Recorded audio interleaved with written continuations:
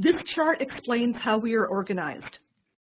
The Cambridge Consortium is sponsored by the Cambridge Quarterly of Healthcare Ethics, and the publisher of this journal is the Cambridge University Press. The consortium supports a network of international working groups, including the USA group, of which I serve as the director. Dr. DeBates and Dr. Clark, whom you're going to meet later today, are co-directors. If you notice the arrows, each working group develops projects in their home countries, and each shares their country's work to the international group at a session of the Cambridge Consortium. The Cambridge Consortium of Bioethics Education is a 3-day forum for international educators to exchange teaching and learning practices in ethics, humanities, and the arts, or bioethics broadly construed, for learners in the health professions. It is the only gathering dedicated solely to bioethics education for such learners. And as I mentioned, the consortium also hosts a meeting for the international working groups to report on activities that have been done over the years in the educators' home countries. The Cambridge Consortium has been held for 8 years, and the past 6 have been convened in Paris. It is a wonderful venue to disseminate one's own practices, to learn from other educators across the globe, and to network. The USA Working Group has focused on facilitating the growth of best practices in bioethics education for learners in the health professions by developing resources for educators. The first, launching soon, although a beta version is up presently, is an open access collection of peer-reviewed teaching resources that have cross-institutional promise, in partnership with my home institution, Florida International University in Miami. This is led by Dr. Clark and myself. The second is this very webinar series that is in partnership with Oakland University William Beaumont School of Medicine that is led by Dr. DeBates. We have a website for bioethics education resources, which is www.BEdR.education. Today's webinar on funding is the 4th in our series. Archived webinars may be accessed at the BEdR.education website, and we hope that you will join us to the final webinar of the series in April. And we will be announcing the lineup for the 2019-2020 series early in the summer. It is now my pleasure to introduce our presenters for today. Dr. Amy Michelle DeBates is an assistant professor in the Department of Foundational Medical Studies at the Oakland University William Beaumont School of Medicine. She is the co-director of the USA Working Group. And also on hand, we have Dr. Claire Clark. Dr. Clark is an assistant professor of behavioral science at the University of Kentucky College of Medicine, and she is a co-director of the USA Working Group for the Cambridge Consortium. Please take it away, colleagues. Thank you so much, Dr. Gillis. I'm delighted to be able to start our webinar today, and I want to welcome everyone with a quick note. If you have questions during or after the webinar, please feel free to use the chat function in the bottom right corner of your screen. You may also email us at any time with questions before, during, or after the webinar. So today, what we're going to be talking about is funding for educational research in bioethics, the humanities, and the arts.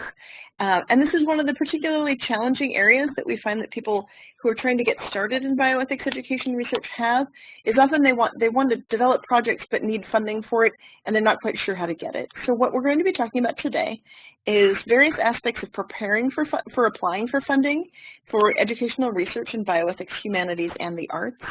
We're going to be talking about how to get ready to apply for this funding, and identifying key sources of funding for bioethics education research. And one of the questions that we want to keep in mind as we go through this webinar is the question of what are you studying in bioethics education research that other educators could benefit from and that an entity might want to fund? So there's two aspects to this question. What are you doing that other people could benefit from? And what are you doing that somebody might want to fund? And hopefully those are connected with each other. One of the core challenges, as I mentioned earlier, to successfully building this field of scholarship in bioethics education research is a lack of funding for really important projects to study the efficacy of what we do and how we do it. We have a lot of buy-in within medical education more broadly to recognize that bioethics, the humanities, and the arts matter in medical education, but we have less information about what our best practices are and how to implement them across institutions. As we think about developing the future of bioethics education research, our educational efforts will depend on our ability to translate our work into various forms that people in other areas of medical education can understand. This includes the development of peer-reviewed teaching resources, qualitative, quantitative, and mixed methods educational research, publishing articles in peer-reviewed medical education journals, and successfully applying for and receiving grant funding. So as we think about preparing to apply for funding in bioethics education research, we have to answer a few important questions. First of all, what do you want to study? If you're interested in this and you have more questions about it, I recommend our first webinar that we did back in August. It's available online, and that talks about developing research questions and other sorts of information about developing your identity as a researcher and how to develop the projects. What methods will you use is the second question. And this was part of our second webinar that we did back in the fall. So again, I encourage you to review the entire thing online if you have time. What question are you seeking to answer? And how will your research benefit the field and the teaching work of others? This is really important as you think about both publishing and getting funding for your work.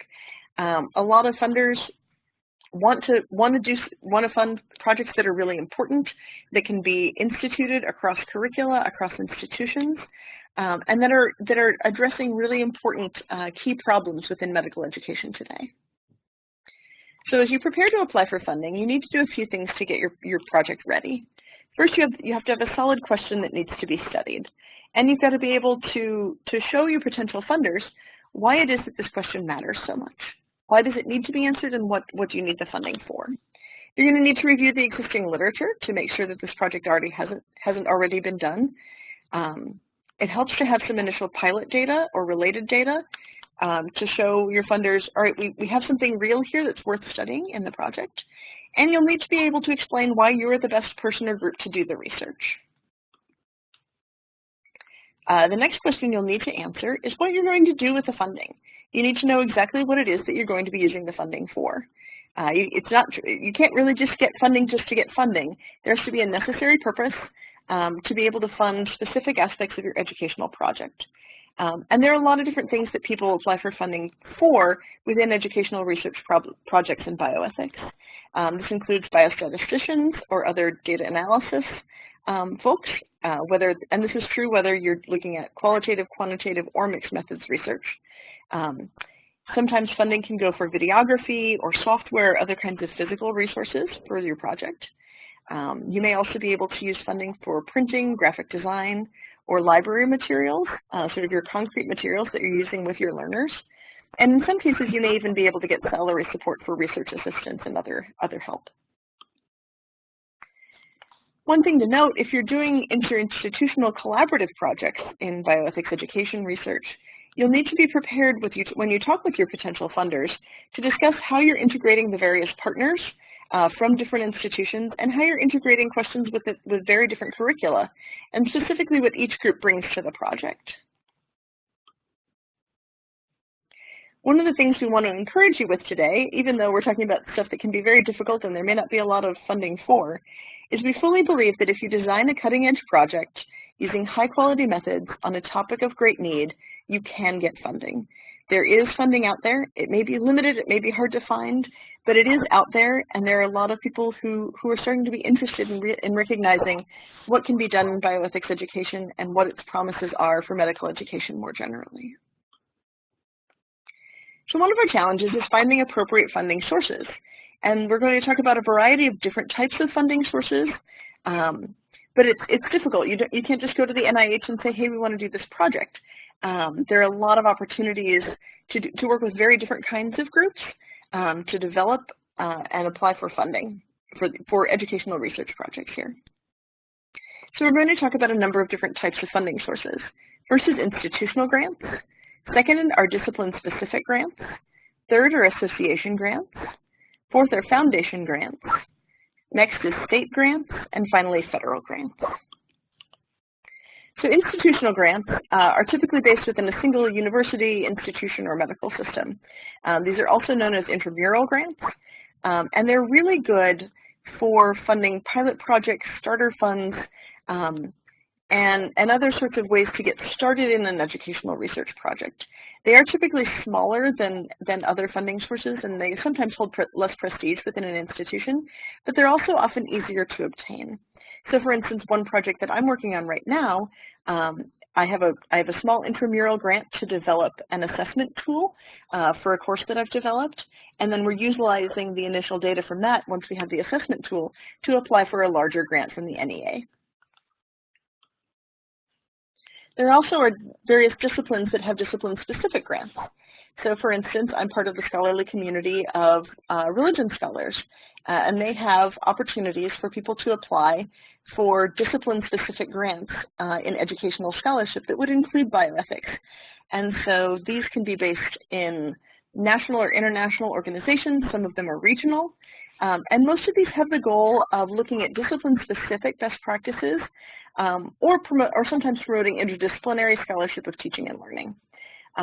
Sometimes they're targeted at particular learners or environments. So you'll need to check within your own disciplines to see what is available through your main sort of disciplinary bodies. What are your large association groups within your particular discipline? What do they have available for educational research? What are they trying to target? And then how might what you're doing in bioethics education apply within their scope of their interest? There are also possibilities for association grants, and these are sometimes, rather than based on disciplinary institutions, they're looking at interinstitutional associations. So this includes groups like the AAMC, ACGME, ACOM, and other sorts of bodies of institutions. And some of these offer interprofessional grants to look at what, interprofessional education is a really important topic right now, and there is some funding for those across different types of associations, whether it's in nursing or medicine or other groups. Sometimes these may be regional or national, but they're often limited to a specific call for a project of need by the relevant association. So they may not have general grants that they offer every year, but they may have specific project grants that you could apply for. Next, there are options for foundation grants. And these are private foundations. They're privately funded by individuals or families, sometimes institutions, that have interests in bioethics education, medical humanities, or health education more broadly. These include things like the Gold Foundation or the Macy Foundation. The Gold Foundation tends to fund programs in bioethics and medical humanities very broadly, medical humanism, whereas the Macy Foundation is specific to medical education more broadly, but they can have bioethics projects within that. You'll also want to check your local foundations that may be interested in projects that address local educational needs. So for instance, I'm in the Detroit area, and there are local foundations sponsored by families that run corporations in the area and things like that, that really want to target, all right, how do we offer better educational opportunities for learners in the area of Detroit? And so those foundations sometimes have opportunities for educational projects in bioethics. These foundations, as you work with them, they typically have specific areas of interest, whether it's in medical humanities education or medical education broadly, or for instance, things like learners in the area of Detroit. And they offer calls for particular projects within that scope of interest. So as you work with developing your applications for these sources of funding, you'll want to be talking about how it fits in with the particular funder you're approaching. There also are state and municipal grants. Sometimes these are based in individual states, territories, provinces, counties, or even municipalities. They often fund projects of need to that local area, which may include educational outreach, things like community bioethics education. I've seen some grants for work in community education and community health education that can include bioethics. Sometimes state agencies often also administer federal monies for particular programs. So for instance, the state of Michigan has its own, the Michigan Endowment for the Arts, and they receive a lot of their funding through the National Endowment for the Arts, and they administer it within the state. There are also sometimes public health grants that may be available that may potentially fund educational research projects related to bioethics and medical humanities. And finally, there are federal grants. These are the ones that typically everybody who's applied for grants has heard about. They're often the most prestigious and the most competitive, but unfortunately they tend to fund very little research in education. And so we're not going to spend a lot of time talking about those today, just because they're not typically applicable for the kinds of work that we're doing in this field, but we do want to make you aware that they're out there. I also want to put a little caveat in that this isn't a webinar on grant writing. But we want to encourage you to work with those experts within your institutions, within your medical communities, as you develop your proposals. So really what we're focused on here are finding appropriate funding sources and preparing to apply for those funding sources rather than the grant writing process itself. But we encourage you to contact your local experts in the area. Now, as you're preparing to apply for your first educational research grant, as we mentioned before, you're going to want to know what it is exactly that you're studying, what questions you're looking to answer, and how you're going to answer them. So this goes to your research question and your methods that you're planning to use. High quality studies in education are often challenging to construct and execute, but they're also the most likely to be funded. So some of the challenges that we come across in educational research include limited pool sizes. You may not be able to have sort of a randomized educational intervention. You certainly can't typically blind them if you're an educator, but you can still develop high quality projects. And some of these may be qualitative, some may be quantitative, some will use mixed methods. You can do a lot of things to assess what your learners are learning, how they're applying it, and even potentially longitudinal approaches to learning to see, all right, what is this particular curriculum, this particular program, what impact does it have several years down the line? You're also going to want to really know your existing literature on the subject, because a funder may come back to you and say, hey, we saw somebody already did a project that's almost exactly the same as this, or they did the same thing with just a different learning community. What makes your project both novel and important? So how is it different from what's already being done, and why does it matter so much to be studied? This is your question of both novelty and generalizability. Who's going to use this? How can they be using it? And what are they going to do with it long term? So as I mentioned, you'll want to know how your research can be applied in other institutional contexts. Funders are typically not interested in giving grants that can only be applied within a single institution that don't have broader promise. So while some funders may be looking at the impact on a particular local community, they'll want to be able to show what your work means to the field, to the broader community, how can it be replicated by other institutions, and what are you doing that other people can pick up, can learn from, and then can apply it and implement in their own institutions or learning environments. As we mentioned before, you'll want to know exactly what the money is going to be going for. What can be funded within a particular foundation or institutions within the scope of their projects and what they fund. What can't it go for? There are often limitations on what you can fund with certain things. But what you really want to have is a compelling story for the project and a really good reason for why it should be funded. What's the impact that you're trying to get to in this? And how will you use their money wisely and in a way that has the greatest impact? One of the other things we encourage you to do is to find your team. As you're applying for funding, it's important to realize that funding is a team sport. So you want to find who you can work well with and collaborate with them. Sometimes this is difficult within institutions. There may be only limited faculty in bioethics, humanities, and the arts. Sometimes we cover different areas of expertise. But you can also do things across institutions and across disciplines in working together on a project. Very few funders want to fund just single individual grants. So you'll want to figure out who it is that you're going to be working with and make a case for why this particular group is the most important. So now I'm going to turn it over to my colleague, Dr. Clark, who will walk us through a case study. Thank you, Dr. DeBates. So For this case study, you want to study the effectiveness of an early intervention ethics program that works with first-year medical students who have behaved inappropriately in the anatomy lab. The program is an opportunity for proactive corrective professionalism education that works in conjunction with the anatomy faculty at your school. So the program has successfully identified most of the students who struggled with professionalism issues within the school. It's been running for 4 years. 25 students have participated. Of those 25 students, 22 have gone on to be successful and 3 have left medical school. You want to get funding to show how other institutions might successfully adopt similar early interventions. The first thing that you need to do before you prepare to get funding is to prepare your research question. That means you want to make sure your question's clear and that you are going to be able to answer it.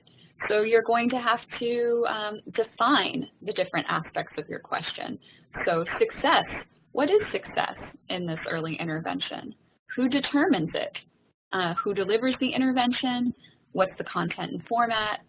And then what do you do with those 3 who are having left medical school are not successful? You need to do your background work. So you need to do a lit review and see what else has been done in early professionalism interventions. Are they similar or different to your intervention? Are there similar programs to your intervention, but in other fields, maybe not in medical education, but other professional educations? What have been the successes and challenges of all of these kinds of programs? And then what makes your program different? What might other institutions learn from it, and how is it replicable? Then you need to find your team. You can probably tell from the description of that program that you're not going to be able to just work with fellow bioethicists. You'll need to collaborate with faculty outside your discipline, certainly the anatomy faculty who are identifying the learners struggling with professionalism, and probably some administrators at your school as well. You'll need to get your initial data. A smaller scale intervention like this might be difficult to study using high quality methods with a small sample size of only 25, but it is possible. So get some preliminary data and look at what characteristics the students who have gone through the intervention have in common. How are they different from each other? How are they different from the student body as a whole? What have those students gone on to do in the rest of medical school? How did they perform in clerkships and residency? And if you have a mechanism to identify students with professionalism issues at other points in the medical school experience, you might compare these students who were identified early on in anatomy with those students and think about what you might have missed in the early identification process. Then you need to think about who would possibly fund this. So first look locally within your institution. You may want to bring the initial data that you have to stakeholders within your institution. This probably wouldn't qualify for funding through a large federal group like the NIH, but you could look into disciplinary or foundation grants. And then if you think about the various disciplines that would be affected, this is an anatomy intervention, so think about, is there an anatomy and association or disciplinary group that might be interested? And sort of look outside your own home disciplinary organizations. Make a list of possible funders and programs you could apply to and look at the criteria for each, because that will help determine whether they're feasible for you. Then you need to prepare your story. So once you've got your list of funders and grant programs, get to know the program officers if they have them, familiarize yourself with the various funders, and then have a pitch ready. And the important thing with the pitch is to make sure that that pitch is tailored to that funder. So for example, just as Dr. DeBates talked about with the Gold Foundation and the Macy Foundation, those are 2 foundation grants, but they tend to have different agendas. So make sure that your pitch suits the agenda of whatever funding you're pursuing. Explain the compelling reason for your project briefly and in language that a broad audience can understand. And as I said, make sure that you try to align it as much as you can with the mission of the funder.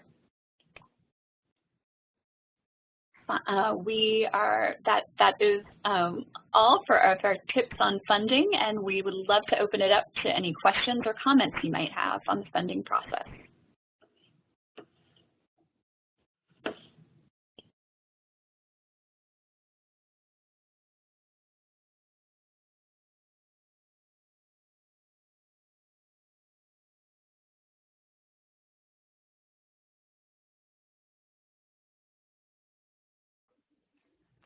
One question that has come up is from somebody who'd like to know if the people who were presenting today, Dr. DeBates and Dr. Clark, could give examples of funding that they've received.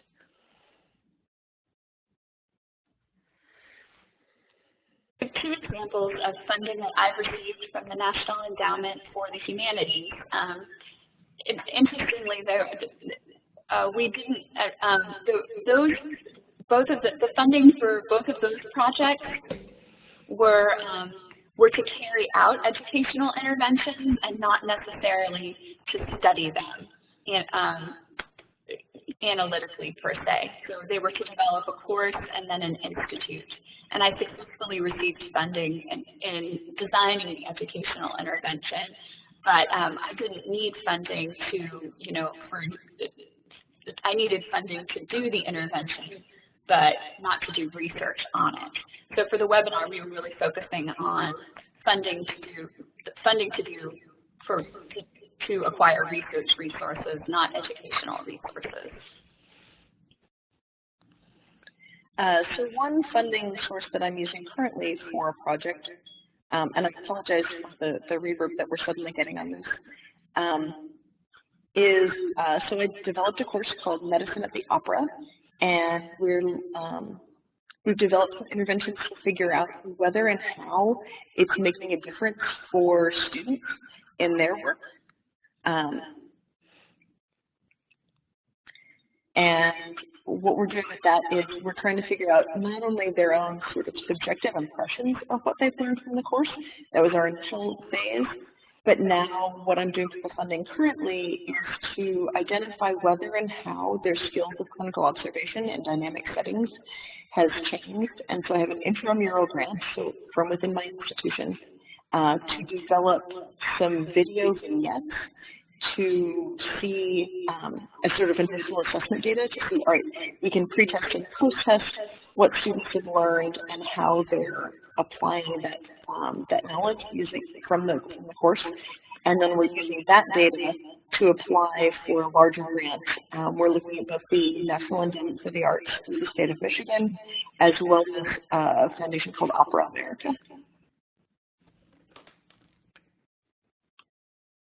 Well, thank you for that. I think I'd just like to add some of my own experience. This is Maren Gillis speaking. One of the things that I found that's very true in what we've learned today is that the smaller grants are more available, and they're not easy, but they are something that everybody, I think, should try for. And one of the areas that I've been successful in has been to develop my medical students as learners. And so having grants from, for example, the Society for Teachers of Family Medicine to get money for medical students to start to develop scholarship in teaching and learning, which of course they need mentors and advisors for, and that is something that faculty can readily get involved with. So are there any other questions that anybody has?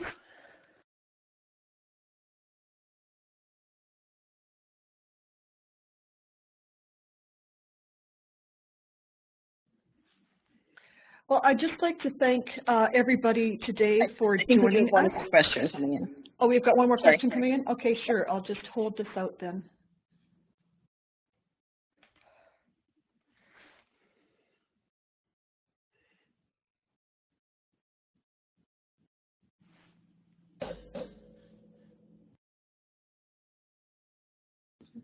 So we have a question that's come in about requesting specific funding for bioethics education that may be coming out of a more general pool of funding for other types of projects and other types of programs.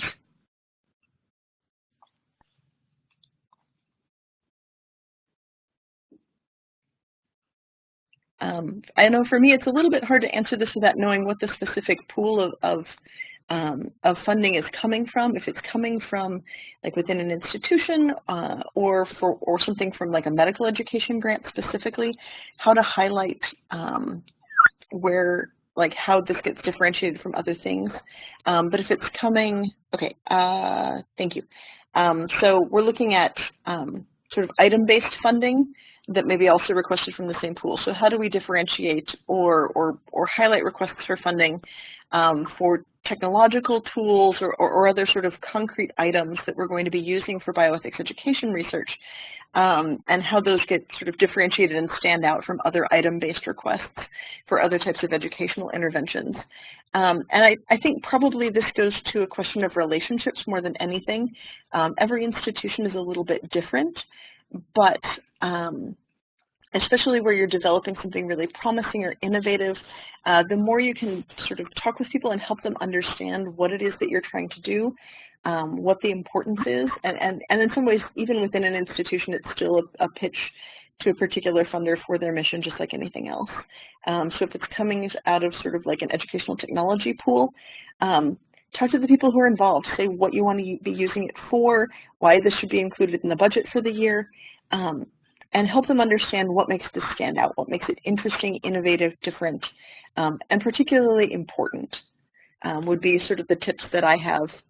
But like I said, building the relationships there, help people get to know why you're asking for what you're asking for. And the more you can talk to people about what your project is planning to be, the better. Dr. Gillis or Dr. Clark, do you have any other responses to that?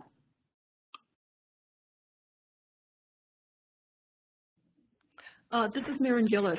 One of the things that I was thinking of when I heard that question was something that I was involved with. It wasn't a successful grant proposal, but it was a pretty major grant proposal.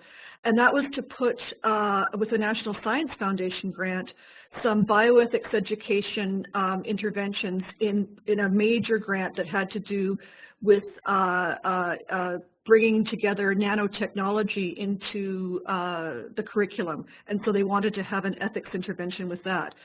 And as I said, it wasn't successful, but that was something that was part of a major grant. So it was like an ethics part, but it was a major education grant for an entirely different field.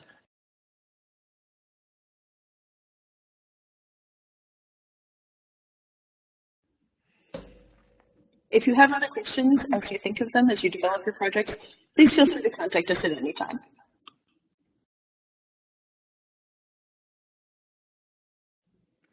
Well, thank you, Dr. Bates and Dr. Clark, for all of that wonderful information. And I know myself, I think I'm going to have to spend some time at our website to listen to this after it's archived. Because there's so many different, I'm very inspired, and there's a lot of work that I think I have in my future.